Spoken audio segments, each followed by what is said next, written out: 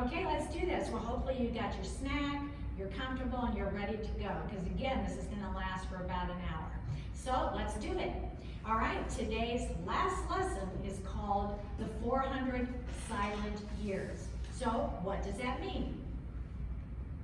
Well, it refers to a period of time between the Old Testament and the New Testament. This period of time or gap lasted 400 years. During this gap, nothing more was added to the Bible. It's called silent because God stopped talking to his people through prophets. The last thing God had to say was written in the book of Malachi. But just because God was silent didn't mean he wasn't busy, because he was busy. He was busy preparing the entire world for the coming of his son.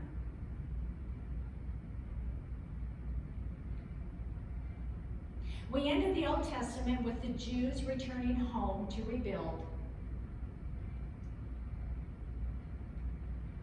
They returned home in 3 trips. The first trip home was led by Zerubbabel, and they rebuilt the temple. During the rebuilding of the temple, the story of Esther took place. Esther, who was a Jewish girl, became queen of Persia and saved the Jews from being wiped out or killed. And if it wasn't for Esther, there wouldn't have been this second trip home. And the second trip home was led by a scribe and a priest named Ezra. And his mission was to remind the Jews of their mission. Don't turn away from God. He's not done with you yet. Follow him closely. Learn what got you exiled in the first place. And remember, the most important part of your job is coming. And the third trip home was led by Nehemiah. And under Nehemiah's leadership, they rebuilt the wall around Jerusalem. Now, God brought his people home because he needed to get them ready for the most important part of their mission. And that mission was the coming of the Messiah. You know what? They didn't know how he would come or exactly when he would come or what he'd look like or what his name was. God just said, watch for the signs and be ready. God was getting them ready when he brought them home to the land he had promised them. He got them ready when they rebuilt the temple and rebuilt Jerusalem and the rest of their homeland. When they united as one people and one nation, a Jewish nation. When the Jews finally understood that they were God's people, they were like, no more idols. We will serve God and God alone. As God was getting the Jews ready, he was also preparing the world. So let's talk about that. Let's talk about how he was preparing the world. So we ended the Old Testament with Persia as the world power.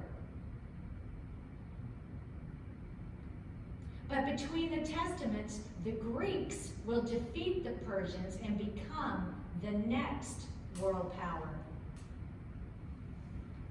And after that, Rome will take over the Greek Empire and become the new world power. In fact, Rome is in charge during the New Testament world.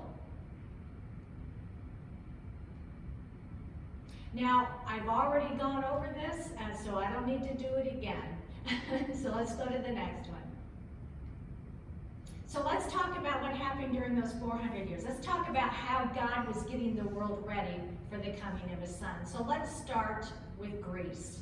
I want you to notice here what the Greeks, the ancient Greeks, looked like and how they dressed. Now, originally, this was Greece. You see this light color here, all around here, and that.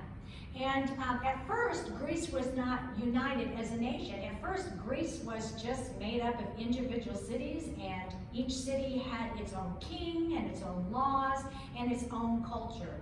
It would be like if we in the United States, if each state had its own president and its own laws and things like that. We nation. We would be individually ruling ourselves. So that's what the Greeks did at first. And now the Greeks, because they weren't united, because they weren't with one nation, they fought each other often. And they only united when fighting a common enemy. Now, the two largest cities were Athens, right here, and Sparta. They were the most powerful. They were the biggest. And because of that, they fought each other constantly. Now, during the 400 silent years, Greece had 3 major wars. So let's talk about these because this has a lot to do with what happened during the 400 silent years. The first war that I want to mention is called the Trojan War, and maybe you've heard of that.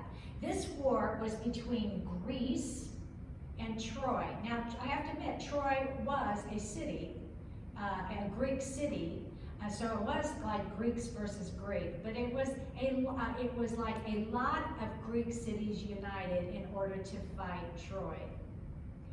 And then the second major war was called the Greco-Persian Wars, and we've already talked about these, and this was between Greece and Persia.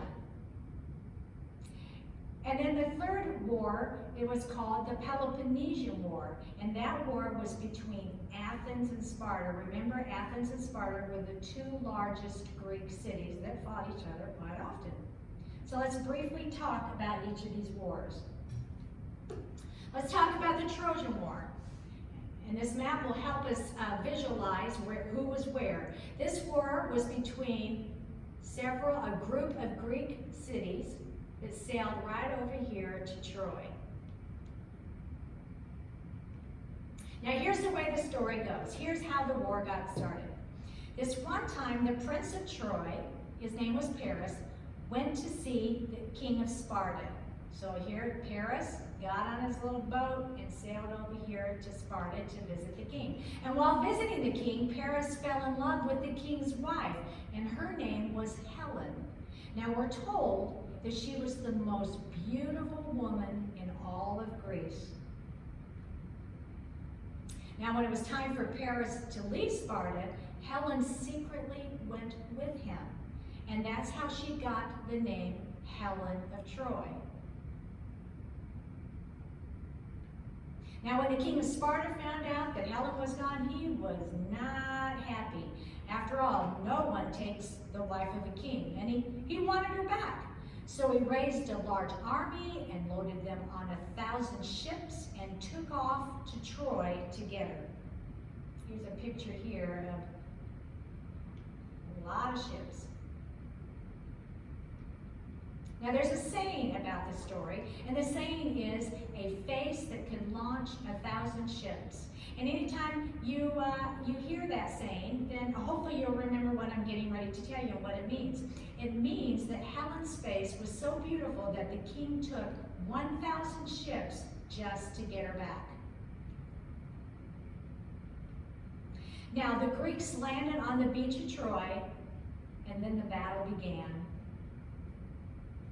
This right here is supposed to be Troy, and they had awesome walls, very hard to get through those walls. Now, fighting for the Greeks was a man named Achilles. Maybe you've heard of him before. Well, Achilles was known as Greece's greatest war hero, and that he was the most handsome. Now, while Achilles was fighting against Troy, he was shot in the heel by an arrow. This arrow tore a tendon in his heel. Unable to walk, he became an easy target and died in battle. Now, I don't know if you know this or not, but we have a tendon in our heel called the Achilles tendon right here. And it's named after Achilles and where he got shot by the arrow. Now, if you were shot in your Achilles tendon, you would be in extreme pain and unable to walk. In fact, here's a torn one right here. Ouch. Sometimes people use the words Achilles heel as a saying. For example, if I were to say, well, I usually eat healthy food, but chocolate is my Achilles heel. Well, anytime you hear someone say something like that and they're using the word Achilles heel in that way, what it means is it's my weak spot. So Achilles' heel can mean two things. It can mean the tendon in your heel, or it can mean a saying. So let's get back to the Trojan War. For 10 years, the Greeks tried to get through Troy's walls, but they just couldn't get it done. So they came up with a new plan, and this is what it was. They built a large wooden horse, left it on the beach, and sailed away. But the Trojans, thinking the Greeks left the horse as a peace offering, wheeled the horse inside the city gates, shut and locked their gates. Now, while the Trojans slept, Greek soldiers came out of the wooden horse and opened the gates from inside. And guess who was outside the gates?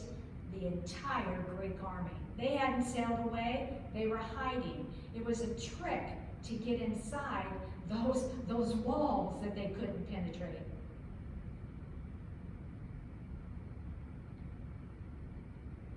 Well, the Greek soldiers, they outnumbered Troy's soldiers, and Troy was doomed, and they knew it. The Greeks won the war and took Helen back to Sparta. Now let's talk about the next Greek war. Let's talk about Greece versus Persia. And to tell you the truth, you guys already know about this. We talked about this a couple of weeks ago, but let me just review it real quick. When Darius the Great was king of Persia, his goal was to make his empire bigger, and he wanted to go west and gobble up the land west. But to do that, he needed to gobble up Greece. So he went to war against Greece, and at a battle called the Battle of Marathon, the Persians lost that war, and Darius the Great couldn't believe that the Greeks could beat them, because Darius had the largest and most sophisticated army at that time. And if you remember Marathon, that's the one where when the Greeks won the Battle of Marathon, they sent that runner all the way to Athens, Greece. It was a 26-mile run, and he said, "Nikkei, Nikkei," and then which means victory, and then he dropped dead, and that's where we get our marathon, when people run a marathon, which is 26 miles, and that's where we get the word Nikkei, but we don't pronounce Nikkei, we pronounce it Nike, like Nike tennis shoes. And then after Darius the Great died, then his son Xerxes thought, well, I'll finish the job. I'll conquer Greece. I'll add them to our empire. You remember that story? Under King Xerxes, they were marching there, and they had a bridge built across the sea, and the bridge was damaged, so he tied boats together and made a bridge across the sea and marched his army across. And then they came to the doorway of Greece called Thermopylae, and waiting for them at the doorway, or guarding the doorway of Greece, were the Spartans. Remember those tough fighters, and remember the last stand of the 300. And then we learned in that battle, lo and behold, the Persians lost that battle against the Greeks. Here is the last battle, the Battle of Salamis. So Xerxes couldn't get it done either. Now let's talk about the Peloponnesian War, and that was the war between the Greek city Athens and the Greek city Sparta. Now, what started the Peloponnesian War was this. Athens and Sparta, they had this power struggle going on. I mean, each of them wanted to be number one. So they thought each other was a threat. So to better understand this war, let's talk about the differences between Athens and Sparta. So what was it like to be raised as a Spartan in Sparta? Well, this is really interesting. I don't see if you remember some of this, but Sparta was what they call a military city-state. And what that means is, or what that meant was, that you were born, you lived, and you died for your city-state. You were not an individual, you were owned by the city-state. When you were born, you did not belong to your mom and dad, you belonged to the city-state. The city-state told you who you would marry, when you would marry. how many children you would have, how long to grow your hair, and even if you could have a tombstone on your grave when you died. You were raised to protect your city at all costs. You were raised to kill. Now, when a Spartan baby was born, it went through 2 tests to see if it was fit enough to survive. The first test was this. The baby was dipped in wine water. And if the baby went into any kind of convulsions or fits, that meant the baby wasn't healthy. But if the baby passed the dipping test, then it went on to the second test. And this is how that test was conducted. An elder, like this picture up here, would carefully examine the baby to see if he was strong and healthy. If he was defective in any way, if he was handicapped in any way. If he was less than perfect, he didn't pass. But if the baby passed, it was then given back to the parents. But if the baby was born unhealthy, or if he didn't pass either of these tests, he or she was left outside to die. And the reason they did this is if they just took the child and laid it out in what they call the elements and outside, then they didn't feel like they were murdering their child. It wasn't at their hand. But what happened is the child either starved to death, froze to death, or animals ate it, to tell you the truth. And I know that's just kind of weird. But Sparta was interesting. So let's talk about Spartan boys. So what was it like to be a Spartan boy from birth to 7 years old? Well, here it is. Spartan babies lived with their mom and dad, but they were raised by nurses. Parents did not coddle or cuddle their infant sons because they wanted them to grow up tough, not as sissies. Boys didn't wear shoes. They went barefoot because they wanted to toughen up and callous their feet. Parents didn't allow their sons to overeat. They taught them how to live on little food. Boys weren't overdressed or underdressed according to the weather. They wanted to teach their sons how to be tough in cold or hot weather. They did these things to teach them how to survive. So remember that next time you think your parents are being a little too hard on you. So what happened to Spartan boys from the age of 7 to 18? Well, at the age of 7, boys started school. They were taken away from their parents and never lived at home again.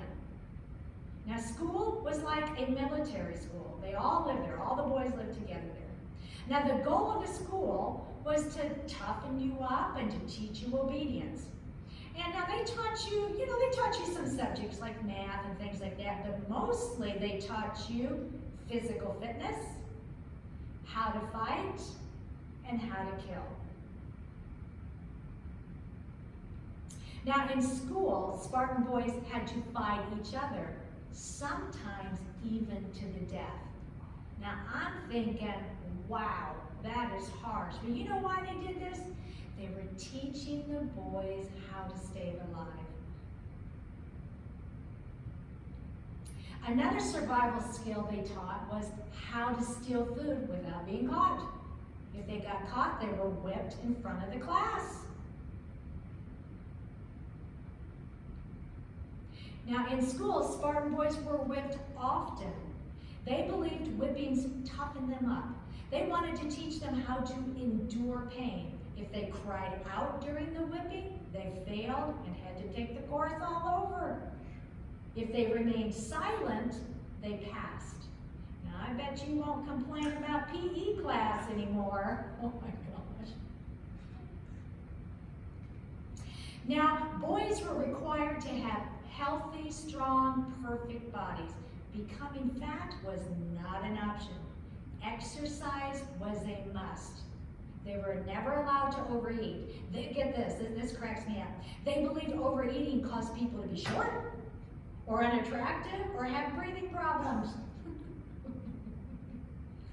Now to graduate, they had to pass a final test. So when I was in school, I had a final test too. I had to take a written test on the Constitution of the United States, okay? But their test was different. This is what it was. they had to kill a slave without being heard or caught. Now, after I'll put, quote, high school, from the ages of 18 to 20, starting at age 18, they entered military school. And this is where they learned how to be a soldier.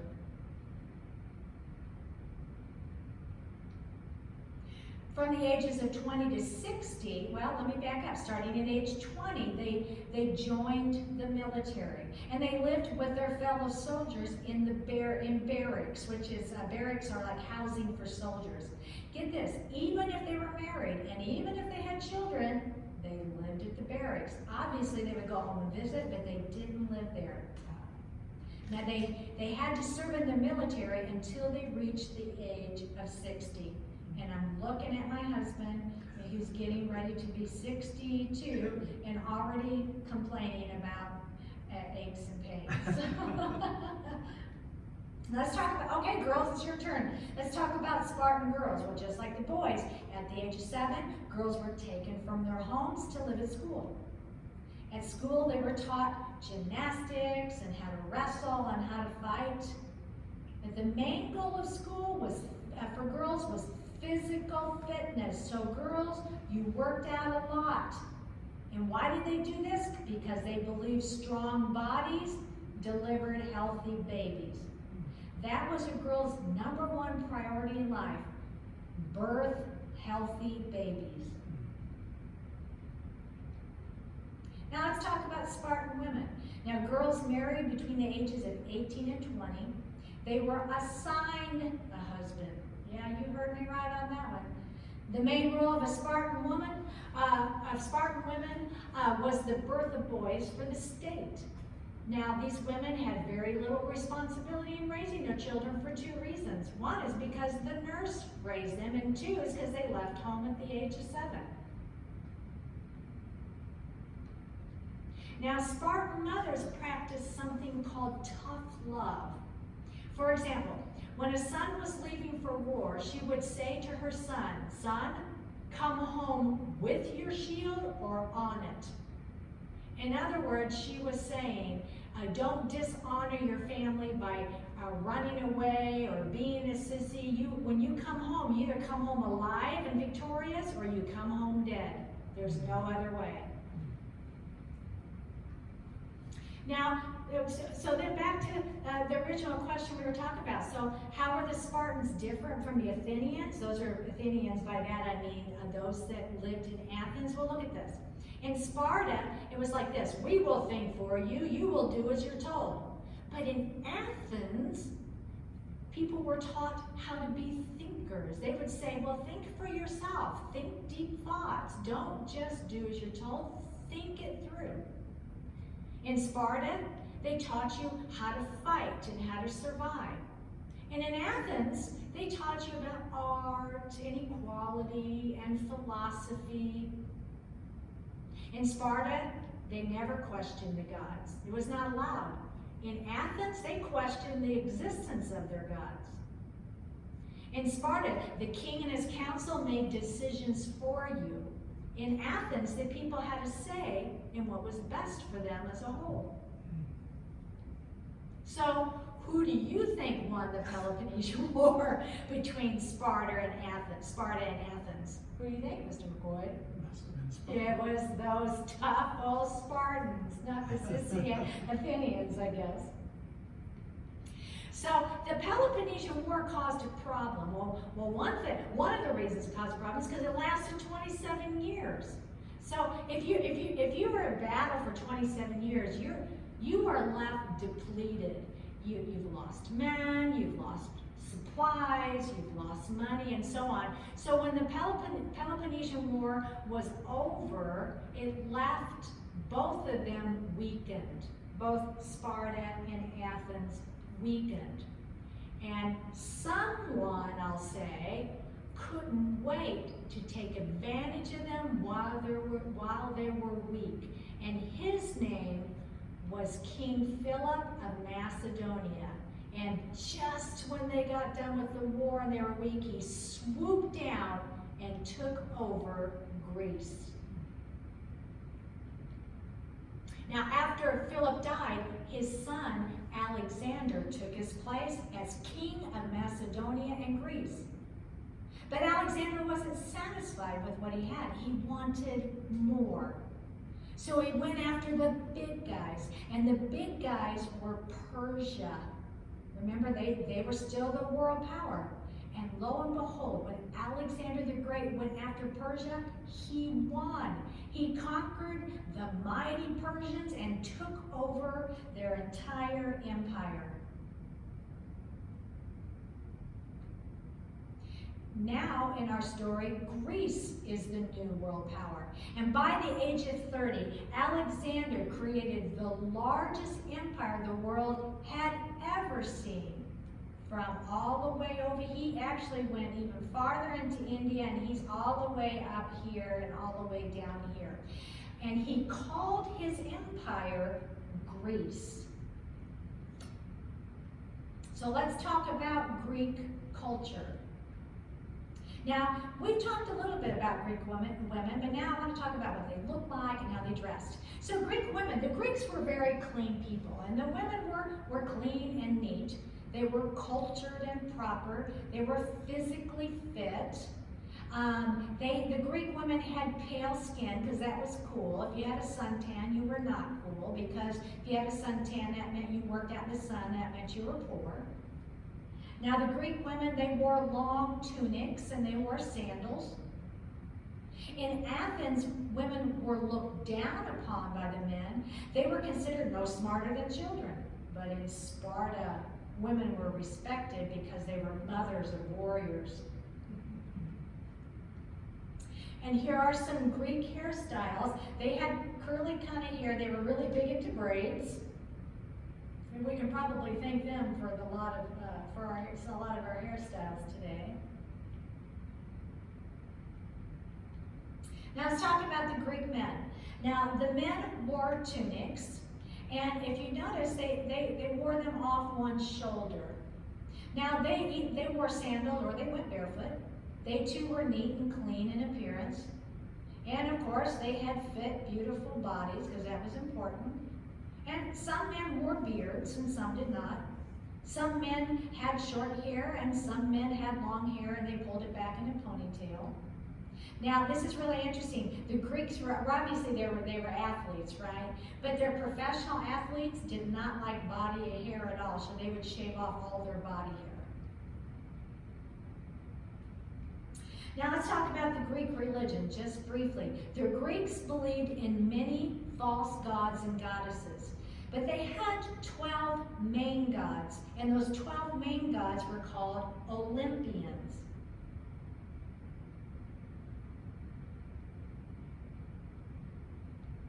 Now, the Greeks believed that the Olympian gods, lived on the highest mountain in Greece called Mount Olympus. And you're looking at it right there. So let's talk about three of their gods for a minute. I forgot my S on gods, that bugs me. All right, so I think maybe a lot of you have heard about this Greek god named Zeus. He was their main god. He was the god of the sky. Now they believed that when he got angry, he would roar with thunder and throw lightning bolts. Now, isn't that interesting? So that would mean that anytime there was a storm with thunder and lightning, they thought that Zeus was angry. But I want you to, this cracks me up, I want you to look at Zeus's body. Even his body was muscular and fit. All right, let's talk about another god. Maybe you've heard of this one, Poseidon. He was the god of the sea. They believed he caused storms at sea and earthquakes. So, if you were out on a boat and a storm whipped up, well, they thought, oh my goodness, Poseidon's awake and active. Or if there was an earthquake, I'm sure they thought that Poseidon was angry. And here's the third god, Apollo. He was the god of the sun. They believed he made the sun rise and the sun set. Now they thought he was the most handsome god. And Greek parents named their sons after him. It was a common name, Apollo. Now, this is really interesting. This is called the Oracle of Delphi. So let me tell you what those words mean. The word oracle means answers by the gods. Delphi is the location of a temple on a mountain. So in other words, Oracle of Delphi means a temple located at Delphi where the god Apollo would answer your questions. Now, this is how it worked. So here it is up here. This is supposed to be Apollo's temple. So only men could enter Apollo's temple. Now, before they entered, they had to pay a fee, of course. They had to bathe. They sacrificed an animal. And then they would write out their question, a question they had for Apollo, a question they wanted answered. Then they would enter into the temple, and this is what they saw, something like this. They saw a priestess sitting on a three-legged stool over a hole in the ground. Make sure you look at the picture there. And then that person's question was read aloud by a priest. Well, this priestess on her stool inhaled these fumes coming from the ground, and when she did that, she went into this trance-like state. And then she started to mumble and so on. She just mumbled something that obviously no one could understand. But the priest then said, he acted as if he understood her, and he said, well, this is the answer from Apollo itself. And then he would give some kind of answer to their question. And these answers were called oracles. So I'm thinking, like, how weird is that? So what in the world was going on here? Well, let's talk about that. In the 1980s, scientists discovered that Apollo's temple was located over two fault lines. And remember what fault lines were? They're like earthquake cracks, cracks in the earth, kind of like in this picture. And that out of these cracks, there was evidence that poisonous gases leaked from the cracks.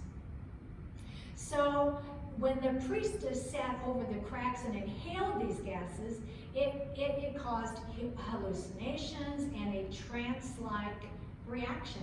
So, you know, in our day, what we would really say is it made her high, like high on drugs. So, to be quite honest, I'm thinking, well, so much for the answers from Apollo. But they did make money, right? They did make money off of this. All right. Now, how many of you have ever heard of Homer? Well, Homer was a Greek poet who was blind. Now, if you're saying, how can a Greek poet write poetry or write anything? Well, he had someone write for him. But Homer was famous for two poems, and they are called the Iliad and the Odyssey.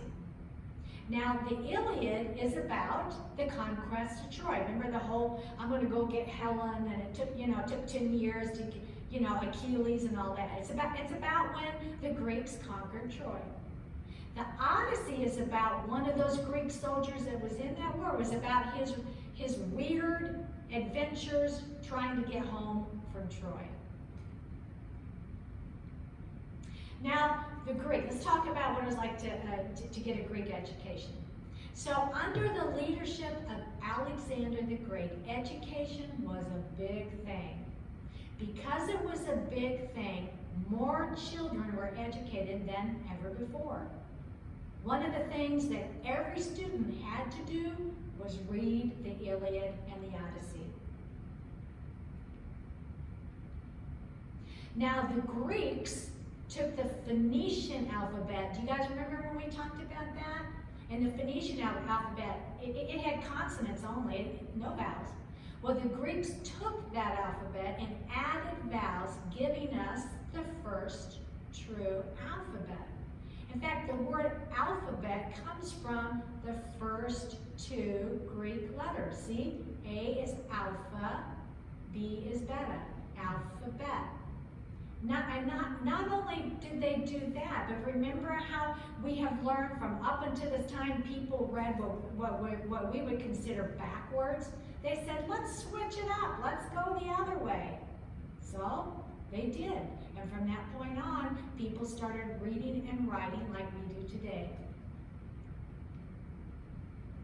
Now, Alexander built this huge library in Egypt, and it was called the Library of Alexandria. And Alexandria was just the name of the town. Now, Alexander filled this library with every bit of writing he could find. So if there were any historical scrolls out there, he made searches throughout his entire empire and brought them here because he believed that knowledge was important. And giving people access to knowledge was important, he thought. So this library was a place of learning. You know, kind of like our colleges and universities of our day. That's kind of what the library at Alexandria was like. It was a place to go learn things. They had teachers there, they had classes there, and it was like a research center. Now, Herodotus. Now, you can thank this guy for your history books. Herodotus is called the father of history. He was the first to meticulously write down what was going on in the world and what had gone on in the past. It was his belief that people could learn lessons from those who lived in the past. So he traveled around the world gathering information for his history books. And much of the stuff you read in your history book is from this guy. Now, the Greeks were known for their philosophers. Now, I'm thinking, what is a philosopher? Well, they were the deep thinkers of their day. Philosophers encouraged people to think for themselves, to ask questions about the world around them. And here are three main philosophers, and maybe you've heard of them: Socrates, Plato, and Aristotle. Now, if your mom or dad is a doctor, this might interest you. This guy was a Greek doctor, and he was named Hippocrates. Now, he's called the father of medicine, and thanks to him, we learned that sickness and disease are caused by scientific reasons rather than anger from the gods. Doctors today take an oath, and this oath is called, and this oath is named after Hippocrates. It's called the Hippocratic Oath. So in this oath, doctors promise to do their best while taking care of the poor, of the sick. Let's try that again. While taking care of the sick. Now, the Greeks were big into theater. In fact, you can thank the Greeks for the entertainment you enjoy today. They were big into putting on plays.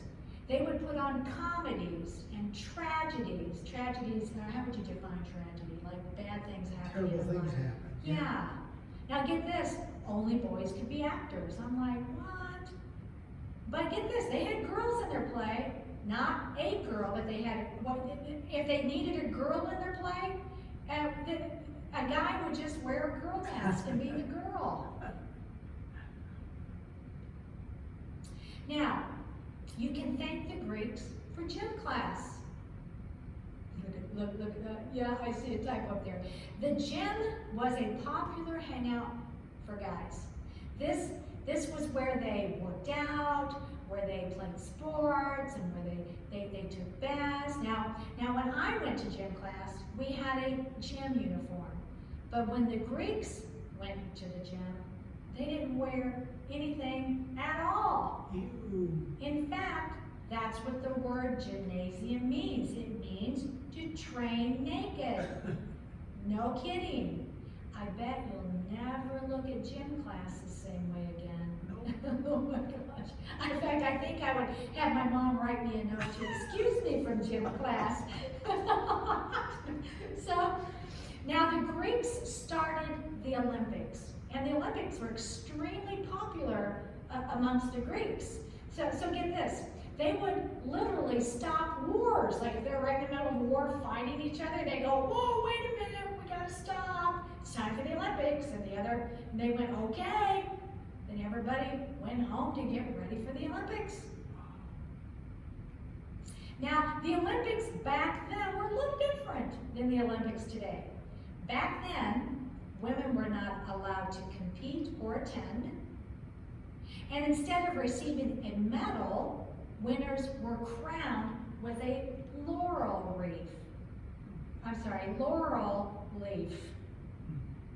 And what's really different than ours today is all the athletes competed in the nude. That's probably why women weren't allowed. Now this is weird. The Greeks were really big into statues, okay? So if you see these kinds of statues, that look like this, you know they're Greek statues. Anytime their bodies are pretty much perfect and muscular, they're Greek statues. I love the ones where their arms have fallen off and so on. But get this, even their statues were nude. I'm like, what is up with the Greeks and their problem with wearing clothes? I have no idea. Now, when Alexander the Great was in power, he literally changed the world. No one changed the world like he did. So how did he do that? Well, he was the greatest military genius the world had ever seen. He never lost a battle. He conquered the known world faster than anyone ever had. He conquered the Persians, and he created the largest empire in the world.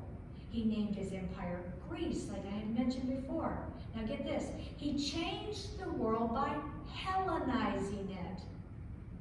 Let me say that again. He changed the world by Hellenizing it.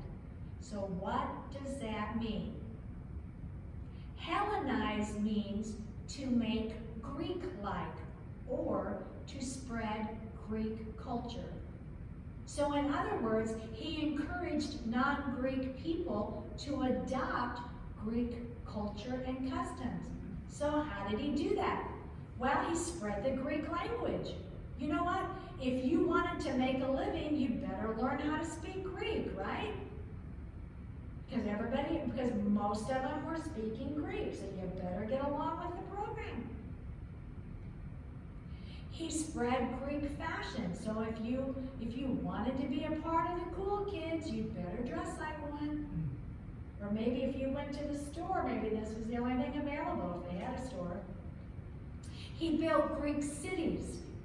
No matter where he conquered, he replaced whatever architecture was there with Greek architecture. He built Greek schools into every place he conquered. He built libraries. He did this all throughout his empire. He built gymnasiums and statues, those nude statues, and theaters all throughout the empire. He spread Greek medicine and Greek philosophy and Greek science.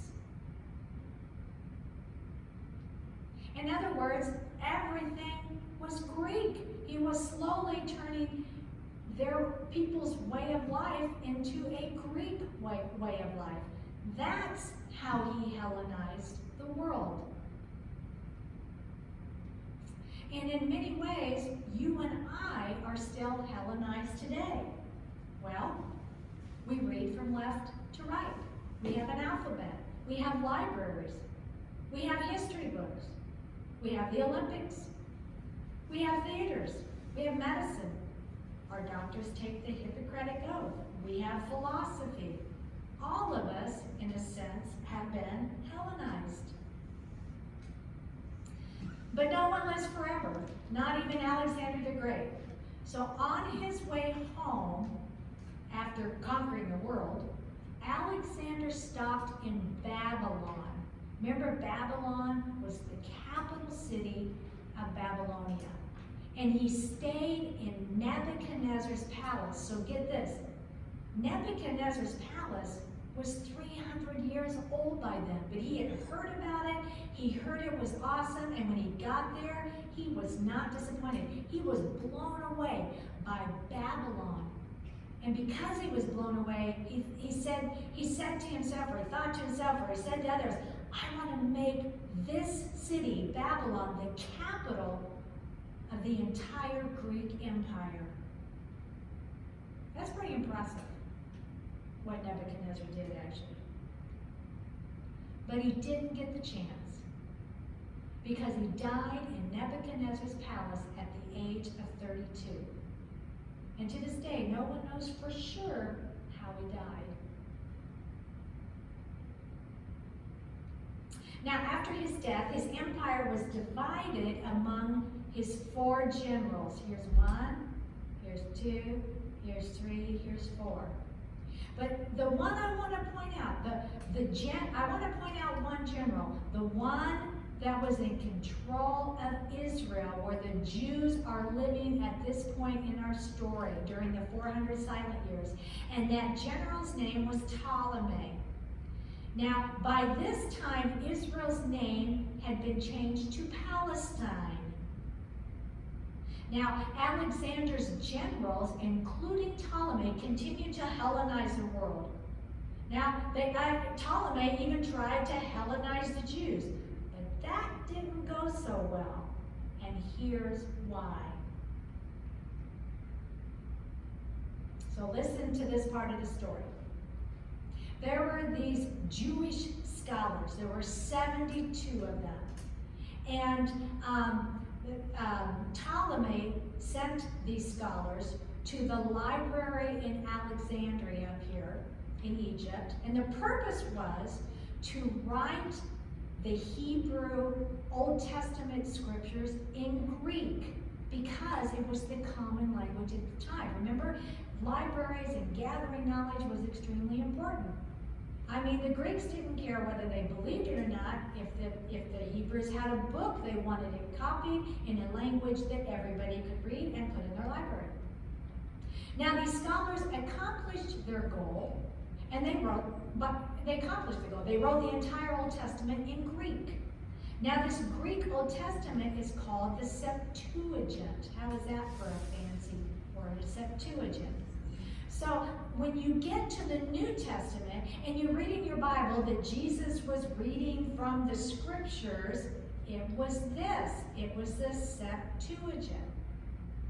Now, while these Jewish scholars, these 72 Jewish scholars, were at the library in Egypt, they obviously learned the Greek alphabet, and they learned their language and how to read and write it. They learned about philosophy, and they learned about a lot of things Greek-like. So when these Greek-educated Jews returned to Palestine, they tried to force the other Jews into adopting the Greek lifestyle, and this caused a split. Because those Jews were like, we don't want to adopt their lifestyle. So the split was between the Hellenistic Jews, those are the ones that became Hellenized or Greek-like, versus the regular Jews or the Orthodox Jews. And they were angry and were fighting amongst themselves. Now, by this time, there was a new Greek leader over the Jews of Palestine, and his name was Antiochus Epiphanes. Some people call him Antiochus Epiphanes. It doesn't matter. Whichever way you hear it is fine. Now, this guy was not a nice guy. Now, when Antiochus got the news that the Jews were fighting amongst themselves, he was not happy.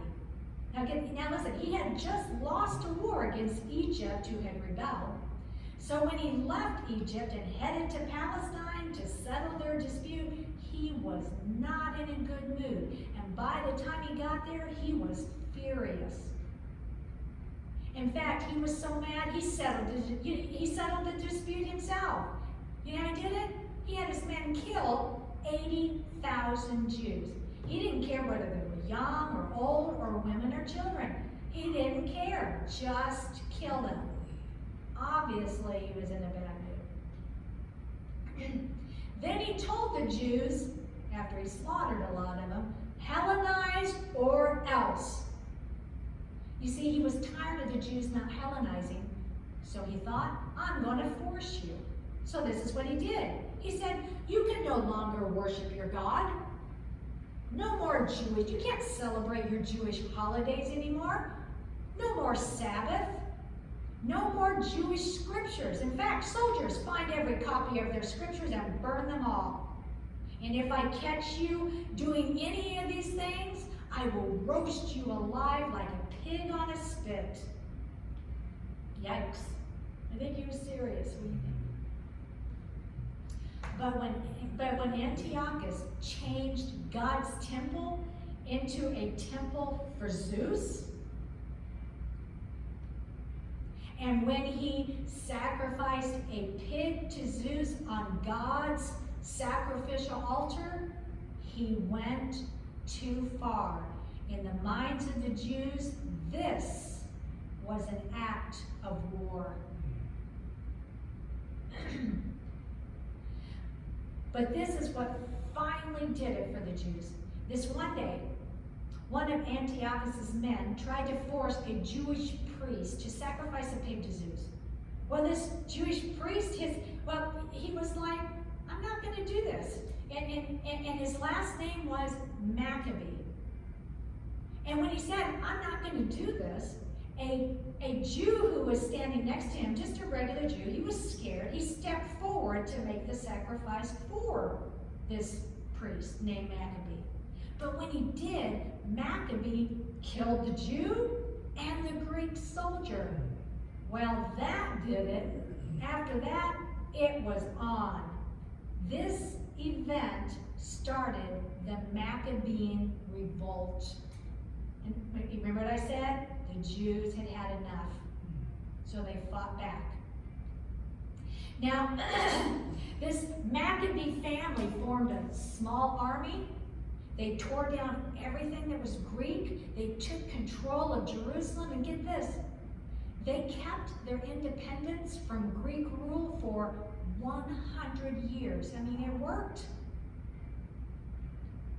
And in memory of the Maccabean War, the Jews added a new holiday called Hanukkah. And the Jews still celebrate Hanukkah today. Now, eventually, the Maccabee descendants began fighting each other for control. Like, I want to be in control. No, I want to be in control. And I want to be in control. And it caused a civil war between the Jews. But by this time, there was a new world power on the scene. And it was Rome. Now, Rome stopped the civil war. They said to the Jews, buckle up. We're in charge now. Now listen, these guys, you didn't mess with these guys. The Romans were fighting machines, and there were lots of them.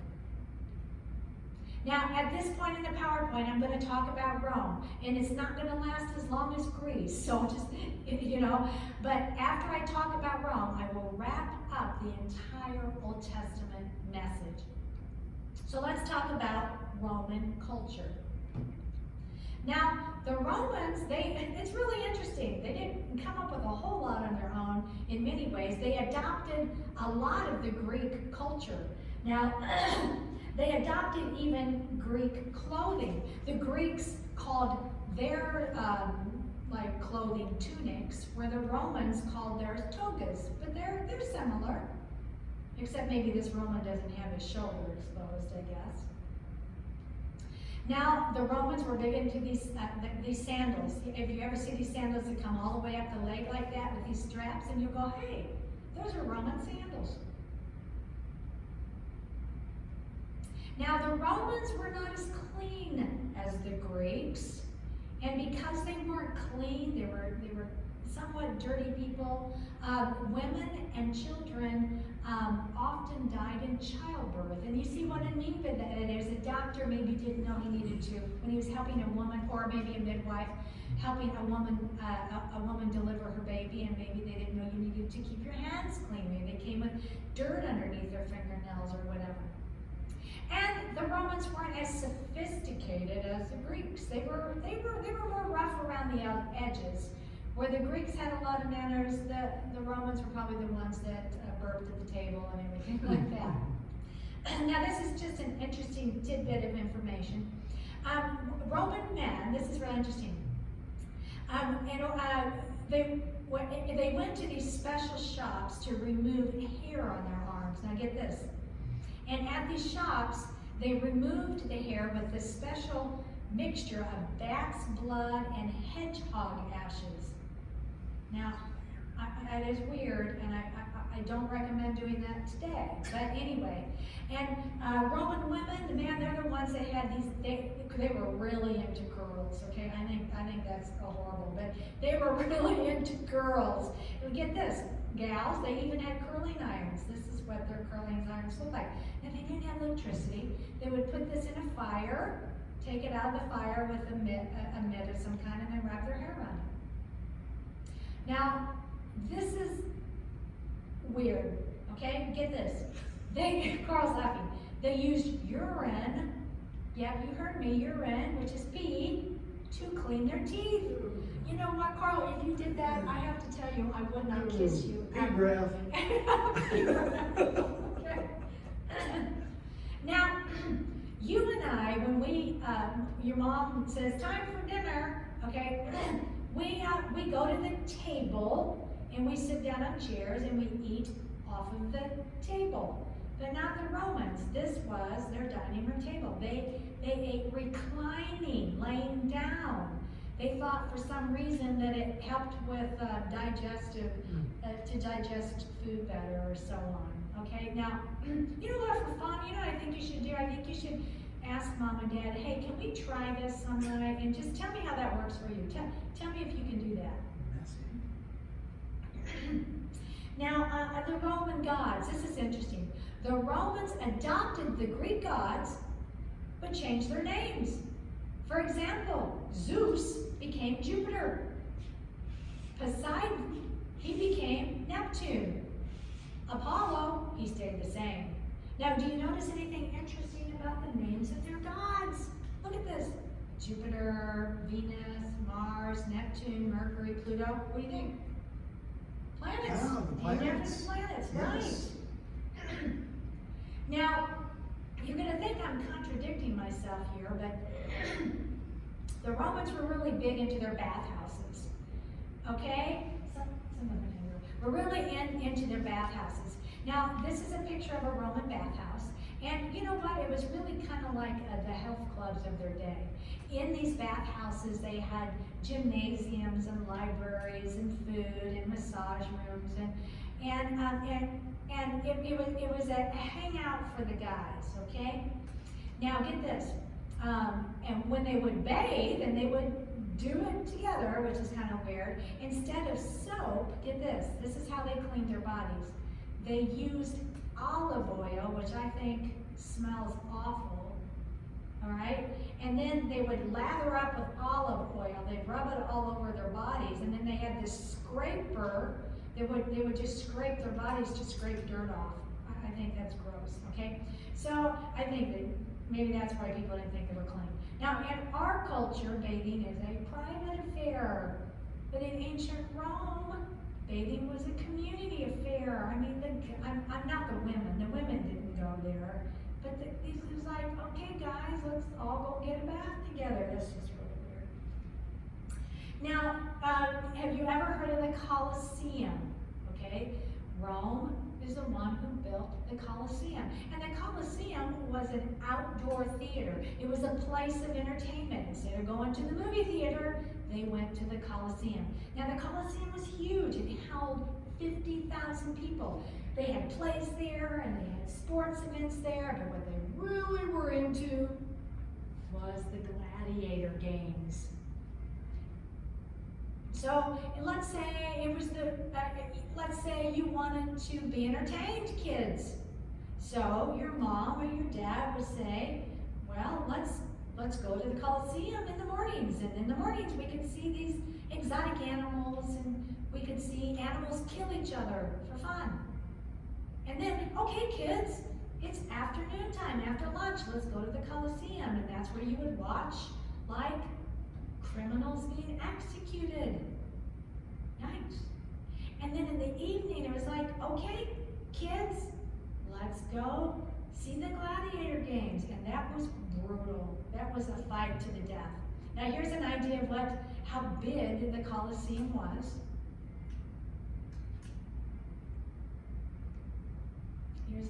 Here's an idea of what it looked like on the inside and how many people it held. Now, let's talk about the gladiators, okay? These gladiators were trained killers for entertainment. And they would fight each other to the death. Now, these gladiators started out as all men. Later, they added women gladiators. Now, if a gladiator was wounded or maybe he lost the battle, but he wasn't dead yet, like this guy here, well, the crowd, most of the time, determined whether he lived or died. If they wanted, if they didn't want him to die, maybe they would cheer. If they wanted him to die, then maybe they would boo. But the emperor, which is like the leader of Rome, had the final say whether the gladiator lived or died. And he did this by thumbs up or thumbs down.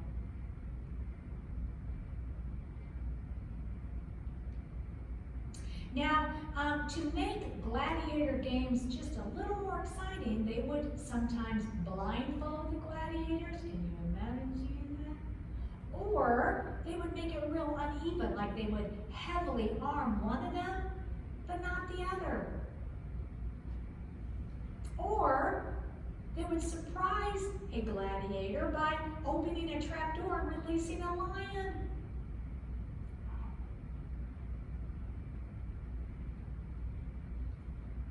Now, even though gladiators didn't live very long, like duh, they were like the superstars of their day. They were like the athletes of their day, the basketball players of their day. Now, these gladiator games went on for 700 years. But you know, it really wasn't a good thing. Because the more blood that was spilled, the more excited the crowd got. And the more violence they saw, the more violence they wanted. It was not a good thing. Now, Romans had methods of punishment that were really pretty brutal. And one of them was called scourging. And a scourge was this whip, a particular kind of whip. And this whip had one strand that then at the end broke out into several strands. And on the ends of these strands were pieces of glass or metal balls or small chips of bone. They were sharp. And what they would do is tie someone to a pole so that they would stretch the back like that, and then the soldier would take this whip, and when he would take one lash, I'll call it, at the back, those different, where'd you go, girl? Yeah, those different, what do I want to call those at the end? Those different... little pieces of metal glass. Yeah, but each one, like they were different strands, would grab different places on the body, and literally, when that soldier would then kind of twist his arm and pull it back, he literally was tearing flesh out of the person's back. It was horrible. So remember that when you get to the New Testament, and that Jesus had to undergo such a thing. Now, another method of punishment was crucifixion. In fact, they used crucifixion when someone was under the death penalty. And it was a cruel way to die. And this is the way it worked. They had this wooden cross, and they would lay the body of the, quote, criminal on the wooden cross. And they would, as you can see in the picture, they would nail the hands or wrists to the upper board, and then they would nail the person's feet to the bottom of the cross. And then, more than likely, their knees were bent like this, and maybe they had something here probably to stand on a little bit, but they think that maybe there was a little something that came out right there for them to sit on, a little something. But here's the thing. After staying in this position, in extreme pain, by the way, for quite a while, it starts pulling on your arms, and then you find it hard to breathe, and pretty soon you need to take a breath, and the only way to take a breath is to stand on these pierced feet push up and take a breath and relieve the pressure on your hands. Now, listen, this was brutal. Death could take hours. Eventually, these people would suffocate to death or die from heart failure. But if it took too long to die, then a soldier would break their legs, because if they have broken legs, they can't push up to take a breath. So they would suffocate much faster. It was a horrible way to die. So remember that when you get to the New Testament. So what did the Romans give us? Well, this is important, so listen here, and as it has to do with God preparing the world. So the Romans took what the Persians had done, all right, but they made, which was paved roads, but they made better roads. They were better paved roads. There were more of them. They were bigger. And the Roman Empire was the biggest of them all. And they had these roads all throughout the empire. So these roads made travel and trade and communication, meaning like Pony Express, the mail service, it made it much faster. People could communicate and get in touch with one another much faster because they had paved roads rather than dirt roads. And some of the Roman roads are still in existence today, and this is one of them. Now the Romans took the Greek alphabet and made their own alphabet. So here's the Greek alphabet. They made their own alphabet called the Latin alphabet. And the Romans are the ones that gave us Roman numerals. I don't know if you still learn that in math, but we did. Now, during this time, during where I'm at right now, during the 400 silent years, amongst the Jewish people, synagogues became more common. Synagogues were places where Jewish people met together and prayed together and studied God's Word together. And the Jewish people today still meet in synagogues.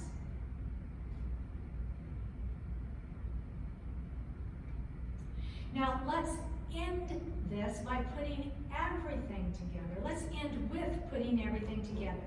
So during the 400 silent years, God set the last two props on his stage.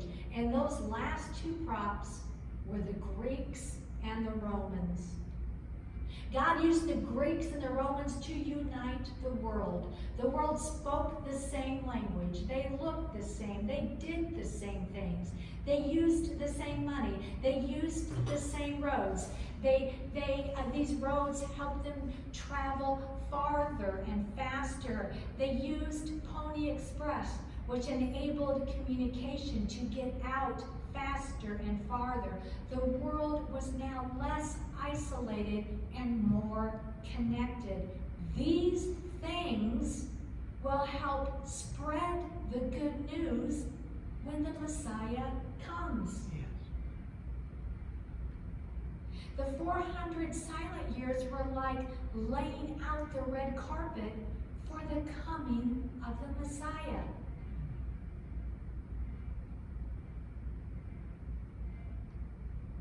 So what does the Old Testament tell us? Let's wrap this up. The Old Testament tells us why there's bad, horrible things in the world and why we do wrong things. These things are called sin. Our first parents disobeyed and sinned against God. When they did, sin entered into them, and there was nothing they could do to get rid of it. Everyone born after them have the same sin problem. This sin problem separates people from God. But God couldn't stand the thought of being separated from the people he made and loved. So he made a plan to send the second person of the Trinity to take care of man's sin problem. The Old Testament calls this person the promised one, or the deliverer, or the Messiah. Until the Messiah came, our first parents acted out what the Messiah would do. They did this by making sacrifices. By making these sacrifices, it showed that they believed God when he said that the Messiah would die for their sins someday. Then the world started filling up with people. But after a while, they didn't want to follow God anymore. They wanted to do things their way. Soon the world forgot about God and began making up their own gods. At the chosen time on God's calendar, God chose a man named Abraham to start a race of people called the Hebrews, or the Israelites, or the Jews. They're all the same people. God chose the Jews to show the world that mankind had a sin problem, to show the world how to follow the one true God, to show the ancient world what the coming Messiah would do to take care of man's sin problem. Through the Jewish prophets, God told the world how to recognize the Messiah when he came. And God told the Jewish people that they were chosen to bring that Messiah into the world. So when you get to the New Testament, the Messiah comes. His name was and is Jesus. The New Testament tells us that Jesus, just like the sacrificial lamb, died on a cross for the forgiveness of sins, and that this forgiveness is available to everyone. All those who give their lives to Jesus will have all their sins wiped away. Past sins, present sins, and future sins. Those who give their lives to Jesus are no longer separated from God. When they die, they will live with God and other believers in heaven forever. So what does this mean for you and me? It means we too have a sin problem. It means that only Jesus can take care of our sin problem. Those in the Old Testament who looked ahead at what the Messiah would do, believing it would happen, had their sins forgiven. Those of us who look back at what the Messiah already did do and believe that he did it, have our sins forgiven. Jesus is waiting to forgive our sins, but we have to ask. It's up to us to ask and receive his gift of forgiveness. God never makes us. He allows us to choose for ourselves. No one can choose for us. The choice is yours. So once we choose to receive his gift of salvation, our sins no longer separate us from God. Now we can have fellowship with God through prayer and reading the Bible and going to church. So what about you? What choice will you make? Will you follow him or not? The decision is yours and yours alone. Now this ends our entire curriculum, and we're going to stop with this videotape portion of it, but I'm going to have a closing, so I'll see you in just a little bit.